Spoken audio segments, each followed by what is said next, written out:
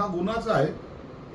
आणि जे गुन्हेगार स्वतःला मला कुणाचं पाठबळ आहे, कुणाचं मला धाक नाही असं जर समजत असेल तर त्यांना योग्य धडा हे आम्ही आमच्या माध्यमातून देण्याचा प्रयत्न निश्चित करणार आहोत. अशी अनेक प्रकरणं दाबल्या गेलेली आहेत, त्याच्या चौकशा झालेल्या नाही आहेत. आता कोणतंही प्रकरण दाबलं जाणार नाही, कुणाला पाठीशी घालल्या जाणार नाही.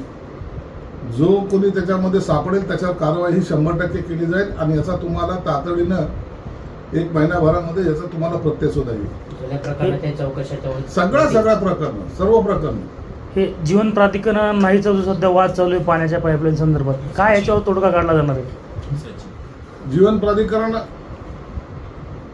चा जो काय वाद चालू आहे त्या संदर्भामध्ये दोन्ही विभागाच्या अधिकाऱ्यांना मी बोलवले. आजच डिव्हिजनल कमिशनर कलेक्टरशी माझं बोलणं झालेलं आहे. जो ओव्हरलॅपिंगचा प्रश्न आहे त्या ठिकाणी, तो ओव्हरलॅपिंगचा प्रश्न सोडवायचा आमचा प्रयत्न आहे. जवळपास 3-1 मीटरचा तो प्रश्न आहे आणि त्याच्यामुळं एक अलाइनमेंट चेंज करायची काय त्याचा सुद्धा आम्ही आता प्रयत्न करतोय.